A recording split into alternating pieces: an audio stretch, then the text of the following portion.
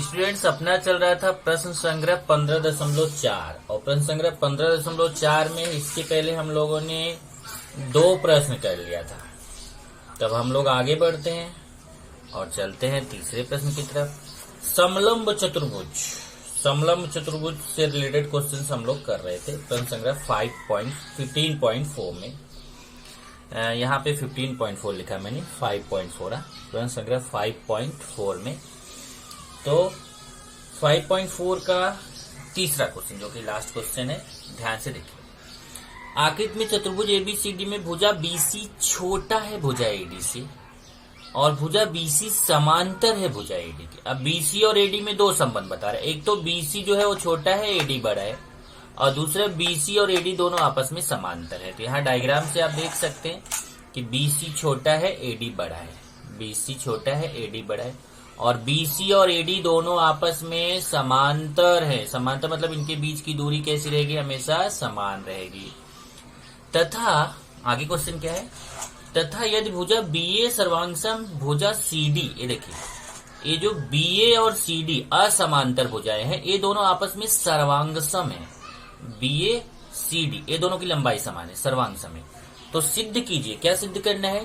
कोण एबीसी सर्वांगसम कोण डीसीबी, कोण एबीसी कोण डीसीबी के सर्वांगसम सिद्ध करना है।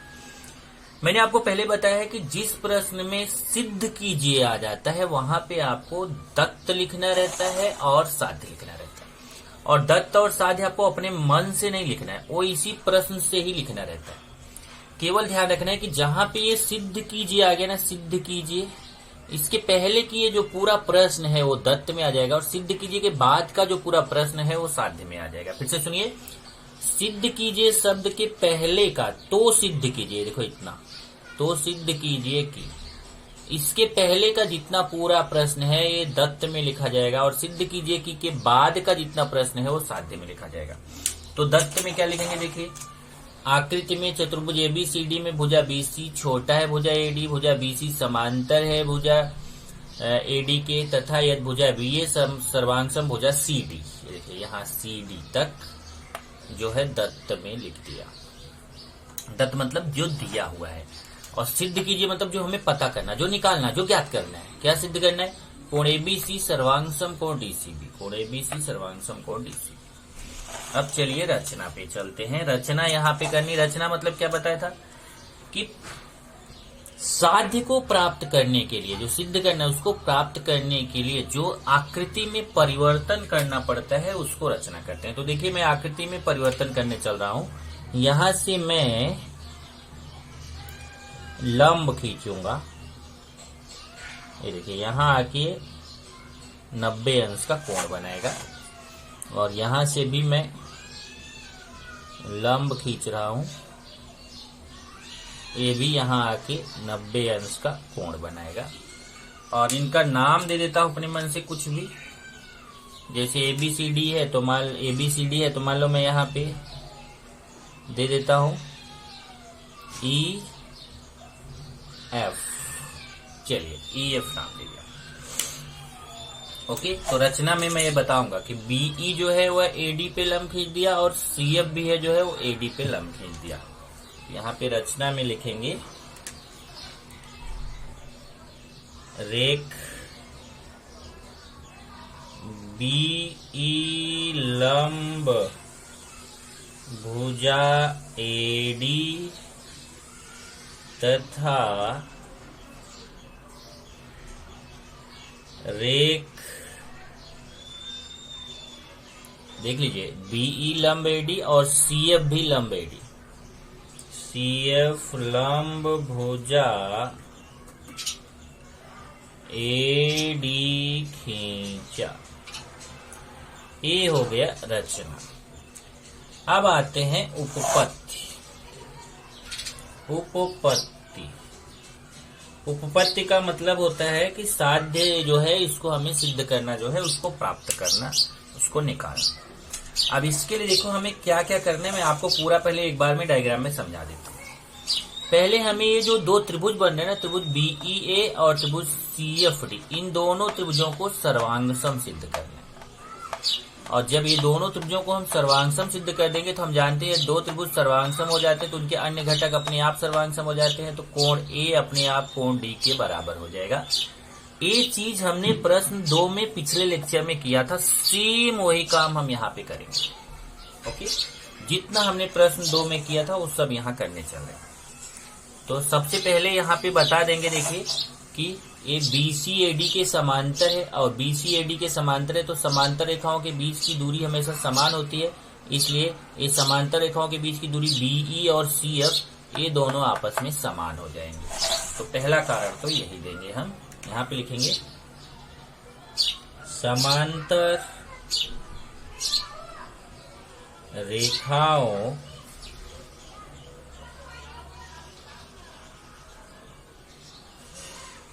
के बीच की दूरी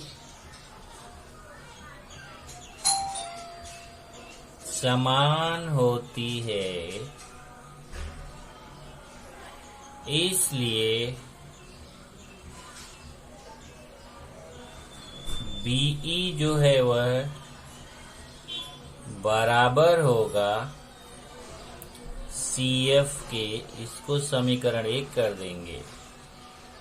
कारण में लिख सकते हैं क्योंकि BC समांतर है AD के। देखिए BC जो है वह AD के समांतर है और समांतर रेखाओं के बीच की दूरी समान रहती है, इसलिए BE जो है वह CF के बराबर हो जाएगा। अब ये दोनों त्रिभुजों को सर्वांगसम सिद्ध करेंगे त्रिभुज BEA और त्रिभुज CFD में। तो समकोण त्रिभुज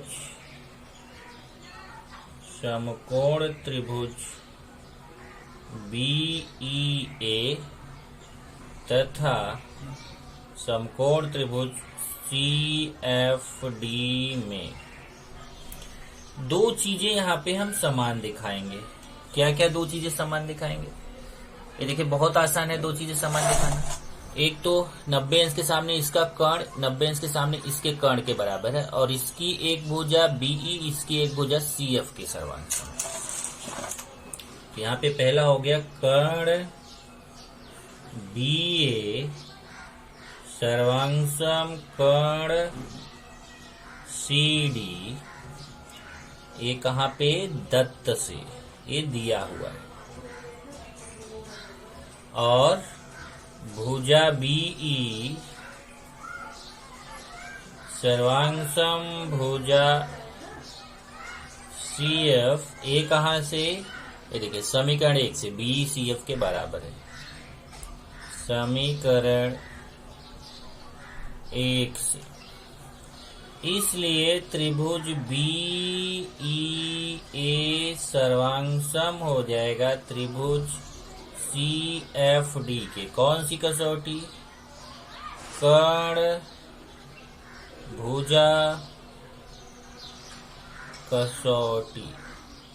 और जब कर्ण भुजा कसौटी से दो त्रिभुज सर्वांगसम हो गए तो उनके अन्य घटक अपने आप समान हो जाते हैं, इसलिए कोण A मतलब कोण BAE बराबर हो जाएगा कोण D मतलब कोण CDF के।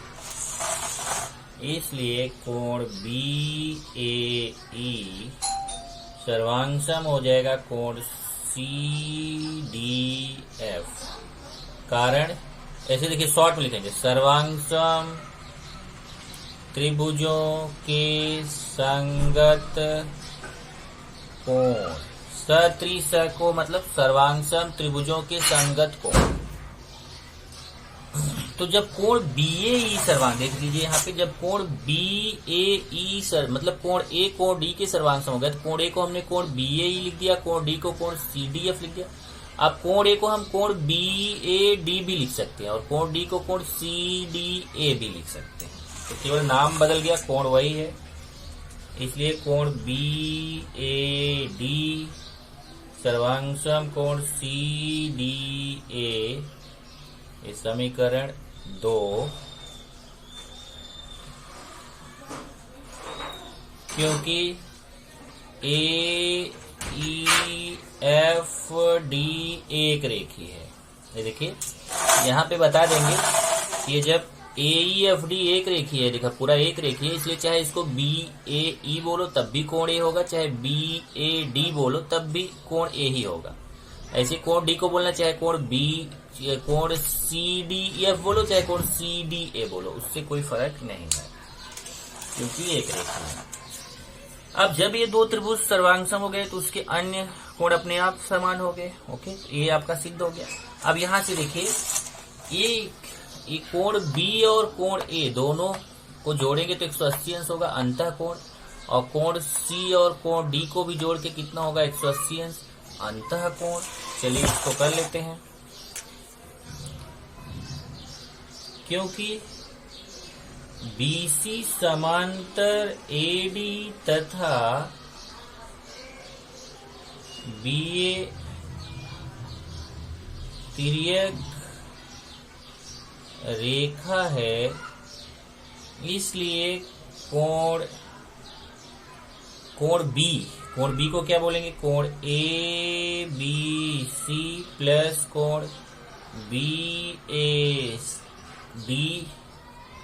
बराबर 180 अंश। यहाँ समीकरण 3 और ब्रैकेट में लिखेंगे अंतः कोण। ब्रैकेट में क्या लिखेंगे, अंतः कोण।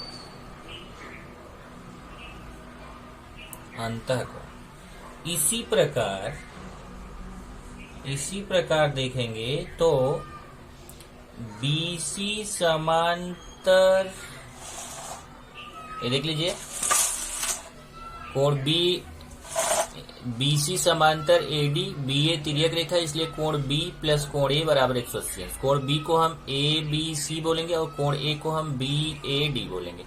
ऐसे ही कोण C प्लस कोण D बराबर 180 अंश। इसी प्रकार BC समांतर AD तथा CD तिर्यक रेखा है, इसलिए कोण BCD या इसको DCB भी लिख सकते हैं, कोण DCB प्लस कोण CDA बराबर 180 अंश। समीकरण 4। अब देखिए इस यहाँ पे भी कारण अंतः कोण। अब देखिए अंतः कोण से ए दोनों भी मिला के 180 अंश, ये दोनों मिला के 180 अंश। ओके, अब समीकरण 3 और 4 ध्यान से देखना। समीकरण 3 और 4 से दोनों का दायां पक्ष समान है। समीकरण 3 का दायां पक्ष भी 180 अंश, समीकरण 4 का दायां पक्ष भी 180 अंश। मतलब ये दोनों कोणों का योगफल भी 180 अंश, ये दोनों कोणों का योगफल भी 180 अंश। इसका मतलब इन दोनों कोणों का योगफल इन दोनों कोणों के योगफल आपस में समान है, क्योंकि इनका योगफल भी 180 अंश, इनका योगफल भी 180 अंश, इसलिए इन दोनों कोणों का योगफल इन दोनों कोणों के योगफल के बराबर है। तो दोनों को बराबर कर देंगे। यहां लिखेंगे समीकरण 3 तथा 4 से कोण ABC प्लस कोण BAD बराबर कोण DCB प्लस कोण CDA। बाया बाया दोनों बराबर होंगे। अब ध्यान से देखना, एक कोण ABC प्लस कोण BAD बराबर कोण DCB प्लस कोण CDA, देखो ये आपस में समान। अब यहाँ पे देखिए कोण BAD कोण CDA के बराबर, इसलिए हम BAD की जगह CDA लिख सकते हैं या फिर CDA की जगह BAD लिख सकते हैं। कोई एक को चेंज कर दो। जैसे चलो मैं CDA की जगह BAD लिख दूंगा। यहां से देखिए कोण ABC प्लस कोण BAD बराबर कोण DCB प्लस ये जहां CDA है ना, इसको हटा के मैं लिख दूंगा कोण BAD। यहां लिख दूंगा समीकरण 2 से। ध्यान से देख लीजिए, CDA की जगह BAD लिख सकते हैं। क्यों? क्योंकि CDA BAD के बराबर है, तो हम CDA की जगह BAD लिख सकते हैं। अब यहाँ से देखिए, आप चाहते तो ये BAD की जगह CDA लेते थे, तब इसको ना चेंज करते, किसी एक को करो चेंज। अब ये देखिए BAD ये कट जाएगा। कैसे कट जाएगा? क्योंकि ये BAD प्लस है, इधर आके माइनस होगा, तो ये BAD कट जाएगा। तो आपका बचेगा क्या? आपका बचेगा कोण ABC बराबर कोण DCB। अब कोण बराबर है, मतलब इसको सर्वांग भी बोल सकते हैं, इसलिए कोण ABC सर्वांग कोण DCB। अब देखो, यही आपको सिद्ध करना था, यही यहां से देख लीजिए, यही सिद्ध करना था, कोण ABC सर्वांग कोण DCB। क्या हो गया? कोण ABC सर्वांग कोण DCB, यही सिद्ध करना था। इस तरीके से आपका ये क्वेश्चन नंबर 3 भी खत्म होता है, और यहां से आपका प्रश्न संग्रह 5.4 भी खत्म होता है। चलिए स्टूडेंट्स, प्रश्न संग्रह 5.4 खत्म हुआ, तो प्रश्न संग्रह 5.5 ये एक्सरसाइज और है, तो उससे रिलेटेड 2 पॉइंट्स हैं, वो दोनों पॉइंट्स मैं यहाँ पे आपको समझा रहा हूं। पहला है त्रिभुज के 2 भुजाओं के मध्य बिंदुओं का प्रमेय। त्रिभुज के 2 भुजाओं के मध्य बिंदु का, तो ना इसमें क्वेश्चन से देखिए क्या है कि त्रिभुज, पहले तो यहाँ त्रिभुज रहेगा, तो एक मैं यहाँ पे त्रिभुज बनाता हूं। देखिए, एक मैं यहाँ पे त्रिभुज बना रहा हूं, ये मैंने त्रिभुज बना दिया, इसका नाम लिख देता हूं ABC। ये देखिए त्रिभुज है, त्रिभुज ABC। तो इसमें क्या बोल रहा है, ये प्रमेय क्या बोलता है, जरा देखिए कि त्रिभुज की किन्हीं 2 भुजाओं के मध्य बिंदुओं को मिलाने वाला रेखाखंड तीसरी भुजा के समांतर होता है तथा लंबाई में तीसरी भुजा का आधा होता है। तो पहले तो बोला त्रिभुज की किन्हीं 2 भुजाओं, मतलब त्रिभुज में कितनी भुजा होती है? त्रिभुज है ना, देखो त्रिभुज ABC त्रिभुज है, इसमें कितनी भुजा है? 3 भुजा है, AB BC AC, ऐसा 3 भुजा है। इसमें बोला कि कोई 2 भुजा का मध्य बिंदु ले लो। जैसे अगर मान लो मैं AB भुजा है ना, AB भुजा का ठीक बीच का बिंदु यहाँ पे ले लूं और उसको नाम दे दूं मैं P, और एक कोई और भुजा ले लेता हूं, मान लो मैं AC भुजा ले लिया, और AC भुजा का मैं मध्य बिंदु ले लूं और उसको नाम दे दूं Q। तो AB भुजा का मध्य बिंदु ले लिया, ये देखो AB भुजा का मध्य बिंदु मतलब ठीक बीच का बिंदु P ले लिया, और AC भुजा का मध्य बिंदु Q ले लिया। इसने क्या बोला कि अगर त्रिभुज ABC की कोई भी 2 भुजा, मान लो AB और AC, ऐसा 2 भुजा का मध्य बिंदु ले लिया, और उन मध्य बिंदुओं को अगर हम मिला दें, ये जो मध्य बिंदु है इनको अगर हम मिला दें, चलो इसको मिला देते हैं, ये मिला दिया, तो ये जो रेखा मिलता है रेखाखंड, ये आपका PQ मिल गया। तो मिलाने वाला रेखाखंड PQ ये BC के समांतर होता है, लेकिन ध्यान रखो AB का भी मध्य बिंदु लेना है, AC का भी मध्य बिंदु लेना है, फिर उसको मिला देना है। तो ये जो PQ प्राप्त होगा, ये PQ BC के समांतर रहेगा और PQ BC का आधा रहेगा, मतलब इसको बोलते हैं मध्य बिंदुओं का प्रमेय। देखिए आखिर में त्रिभुज ABC की भुजा AB का मध्य बिंदु P है, AB का मध्य बिंदु P है, तथा भुजा AC का मध्य बिंदु Q है, भुजा AC का मध्य बिंदु Q है। PQ BC के समांतर होगा और PQ BC का आधा होगा। आधा होने का मतलब क्या हुआ कि अगर मान लो BC 8 सेमी है तो PQ उसका आधा 4 सेमी होगा, अगर BC 10 सेमी है तो PQ उसका आधा 5 सेमी होगा।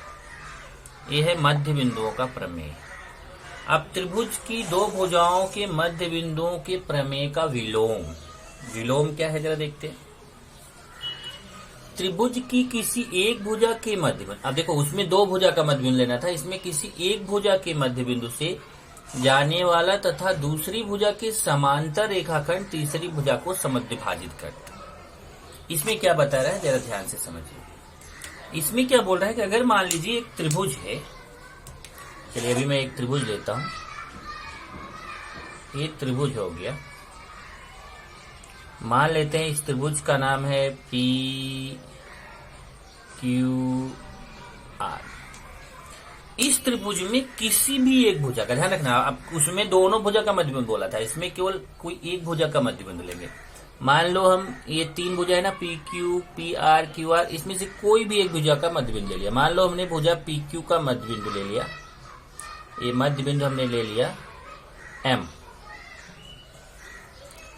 और फिर वो क्या बोलता है कि अगर त्रिभुज पी क्यू आर में एक भुजा का मध्य बिंदु लीजिए और इस मध्य बिंदु से किसी एक भुजा के समांतर रेखा खींचिए। अब जैसे मैं एम से क्यू आर के समांतर रेखा खींच सकता हूं, या फिर एम से पी आर के समांतर भी रेखा खींच सकता हूं, किधर भी खींच सकता हूं। चलो अब की बार मैं डायग्राम चेंज कर देता हूं। अगर मान लो मैं यहां से एम से इधर खींच दूं तो क्या बोलता है, ये जाकर के क्यू आर को भी मध्य बिंदु पर प्रतिच्छेदित करेगा। अगर ये पी क्यू का मध्य बिंदु एम है और यहां से पी आर के समांतर अगर आप रेखा खींचेंगे तो क्यू आर को भी जाके मध्य बिंदु पर प्रतिच्छेदित करेगा। लेकिन यहाँ पे मैंने जो लिखा है उसके हिसाब से थोड़ा बनाता हूँ। यहाँ पे मैंने जो लिखा है वो इधर से लिखा है,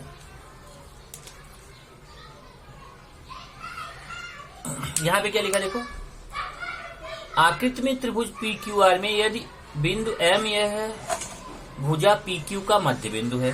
अब देखिए एम जो है वह पी क्यू का मध्य बिंदु हो गया, तथा एम एन समांतर क्यू आर, ये देखिए एम एन जो है वो क्यू आर के समांतर वहां पे लिखा है मैंने, तो मैं उसी के समांतर खींचूंगा। ये देखिए एम एन मैंने खींच दिया क्यू आर के समांतर। तो अगर हम एम एन क्यू आर के समांतर खींचेंगे तो वो क्या बोलता है कि ए जाकर के एन जो है वह ठीक बीच में, पी आर के ठीक बीच में काटेगा, समद्विभाजित भाजित करता है, मतलब इसके दो समान भाग करता है। समद्विभाजित भाजित करने का मतलब क्या हुआ, इसके दो समान भाग करता है। तो ये थोड़ा सा डायग्राम को और मैं बदलता हूं, यहां मैं बना दिया एक त्रिभुज पी क्यू आर। तो क्या बोल रहा है फिर से देखिए, त्रिभुज पी क्यू आर में किसी एक भुजा का मध्य बिंदु लिया, पी क्यू भुजा का मध्य बिंदु हमने ले लिया एम, और एम से क्यू आर के समांतर अगर हम रेखा खींचे तो वो जा करके जो दूसरा भुजा है उसको भी मध्य बिंदु पर प्रतिच्छेदित करेगा, मतलब पी आर का मध्य बिंदु एन होगा। तो फर्क क्या है फिर इन दोनों में, फर्क क्या लग रहा है, डायग्राम तो एक जैसा है, देखिए डायग्राम एक जैसा, फिर फर्क क्या है, फर्क एक छोटे से पॉइंट है। इसमें दो भुजा का मध्य बिंदु दिया था, तो दिया था दो भुजा का मध्य बिंदु, और हमें प्राप्त क्या हुआ, हमें प्राप्त हुआ कि पी क्यू बी सी के समांतर है और पी क्यू बी सी का आधा है, ये हमें प्राप्त हुआ। तो इसमें दत्त और साध्य का फर्क है। इसमें दत्त क्या है, इसमें दिया क्या है कि भुजा ए बी का मध्य बिंदु पी है, भुजा ए सी का मध्य बिंदु क्यू है, ऐसा दो चीजें दिया है, ए बी मध्य बिंदु, ए बी मध्य बिंदु। और फिर हमें प्राप्त क्या हुआ, हमें प्राप्त हुआ कि पी क्यू बी सी के समांतर और पी क्यू बी सी का आधा। यहाँ पे क्या है, यहाँ हमें दिया हुआ है कि पी क्यू का मध्य बिंदु एम है, लेकिन पी आर का मध्य बिंदु एन नहीं दिया हुआ है, वहां पे ए सी का मध्य बिंदु क्यू दिया हुआ था। तो यहाँ हमें केवल दिया हुआ एक ही बिंदु दिया हुआ, पी क्यू का मध्य बिंदु एम है, लेकिन दूसरी चीज दिया एम एन क्यू आर के समांतर है, एम एन क्यू आर के समांतर है। तो यहाँ दो चीज क्या क्या दिया है, एक तो दिया है पी क्यू का मध्य बिंदु एम है, और दूसरा दिया है एम एन क्यू आर के समांतर है, दो चीजें दी गई है। और फिर हमें मिला क्या, हमें प्राप्त क्या हुआ, हमें प्राप्त हुआ कि एन जो है वो पी आर का मध्य बिंदु है, हमें प्राप्त हुआ एन पी आर का मध्य बिंदु है। इसका मतलब इसमें हमें समांतर प्राप्त हुआ था और इसमें हमें समांतर दिया हुआ है। इसमें हमें मध्य बिंदु दिया हुआ था और इसमें हमें मध्य बिंदु प्राप्त हुआ। तो प्रश्न में कैसे हमें समझ में आएगा कि हमें त्रिभुज मध्य बिंदु का प्रमेय लगाना है कि विलोम लगाना है। अगर प्रश्न में दो भुजाओं का मध्य बिंदु पता है तो मध्य बिंदु का प्रमेय, और अगर एक भुजा का मध्य बिंदु पता है और समांतर पता है तो मध्य बिंदु के प्रमेय का विलोम। ये आपका है। इसी से रिलेटेड प्रश्न संग्रह 5.5 का एक क्वेश्चन करेंगे। चलिए, मध्य बिंदु के प्रमेय से संबंधित एक सिंपल सा क्वेश्चन है। प्रश्न संग्रह 5.5 का पहला क्वेश्चन ये कर लेते हैं हम लोग। आकृति में त्रिभुज एबीसी में बिंदु एक्स वाई जेड क्रमशः भुजा एबी, भुजा बीसी तथा भुजा एसी के मध्य बिंदु है। एबी का मान दिया है 5 सेमी, एसी का 9 सेमी तथा बीसी का 11 सेमी। तो x y, y z, x z निकालना है। ये देखिए डायग्राम में आपको समझ में आएगा। ये त्रिभुज एबीसी है, इसमें एबी का मध्य बिंदु एक्स है, बीसी का मध्य बिंदु वाई है, एसी का मध्य बिंदु जेड है। अभी आपने मध्य बिंदु का प्रमेय पढ़ा कि अगर x और z ये मध्य बिंदु हैं, अगर AB का मध्य बिंदु x है, AC का मध्य बिंदु z है, तो जो xz होगा वो BC के समांतर होगा और xz का मान BC के मान का आधा होगा। अब BC का मान हमें 11 पता है तो हम xz का मान निकाल सकते हैं। इसी तरीके से देखो xy, x AB का मध्य बिंदु है और y BC का मध्य बिंदु है। xy जो होगा AC का आधा होगा और एक्स वाई एसी के समांतर होगा। ऐसे ही देखो वाई जेड, एसी का मध्य बिंदु जेड है, बीसी का मध्य बिंदु वाई है, तो वाई जेड जो होगा वह एबी के समांतर होगा और एबी का आधा होगा। तो ये ऐसा ही करना है। बस यहाँ पे आ जाइए, लिखेंगे बिंदु एक्स तथा वाई क्रमशः भुजा AB तथा भुजा BC के मध्य बिंदु हैं, इसलिए मध्य बिंदु के प्रमेय से, मध्य बिंदु के प्रमेय से, यहाँ पे ब्रैकेट में भी लिख सकते हैं, जाएं तो यहाँ ब्रैकेट में लिख देंगे मध्य बिंदु के प्रमेय से। इसलिए अब देखिए ये जो एक्स वाई होगा वो AC का आधा होगा, इसलिए एक्स वाई बराबर AC बटे 2। अब AC का मान कितना है 9, 9 बटे 2, 9 में 2 का भाग देंगे तो आएगा 4.5 सेमी। ओके, अब आ जाइए y और z। ओके, तो वाई जेड निकाल सकते हैं, एक्स वाई निकाला, अब वाई जेड निकालते हैं। बिंदु यहाँ ब्रैकेट में लिख देना मध्य बिंदु के प्रमेय से, मध्य बिंदु के प्रमेय से। अब चलिए आ जाइए, बिंदु y जो है वो BC का मध्य बिंदु है और z जो है AC का मध्य बिंदु है। यहाँ पे बिंदु y तथा z क्रमशः भुजा BC तथा AC के मध्य बिंदु है, इसलिए वाई जेड AB का आधा होगा। वाई जेड बराबर AB बटा 2। AB कितना है 5, 5 बटा 2, 5 में 2 का भाग देंगे तो 2.5 सेमी। ये देख लीजिए AB का मान 5 है। फिर आ जाएंगे बिंदु,